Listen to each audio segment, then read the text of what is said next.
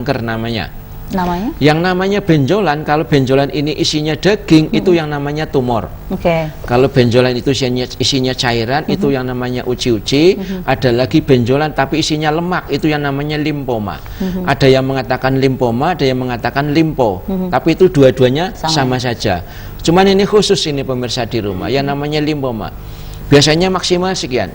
Jadi selama kami 22 tahun itu belum pernah mendapatkan kasus limfoma sebesar ini. Jadi kecil-kecil ya? Kecil-kecil cuma segini nih.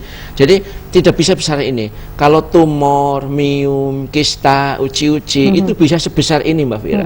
Bisa lebih besar dari ini. Cuman kalau yang namanya limfoma itu biasanya maksimal ini. Cuma banyak aja. Jadi kalau suatu waktu Bapak Ibu ada yang lihat bentol bisa di perut, bisa di punggung, bisa di kepala, itu yang namanya limfoma, lemak, gajih kalau bahasa Jawa. Ini timbulnya itu bagaimana? Yang bersangkutan itu mengkonsumsi lemak lebih banyak, kebetulan yang bersangkutan punya riwayat limfoma. Jadi muncullah limfoma. Jadi yang namanya limfoma kalau berobat ke medis, ya nggak apa-apa ibu, nggak apa-apa bapak, ini termasuk yang jinak. Itu memang betul jinak.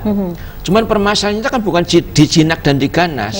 Yang namanya penyakit kanker itu tidak mungkin sekonyong-konyong ganas kok. Pasti dari awal-awal jinak, lama-lama agak jinak, agak galak, lama-lama galak parah, betul lah itu.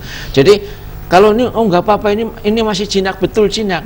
Tapi kalau hanya 1, 2 nggak apa-apa. Tapi kalau dibiarkan nanti bukan jadi 2, 3 enggak, nanti jadi 4, jadi 10, jadi 20, nah baru opiak. Saya harus berobat kemana?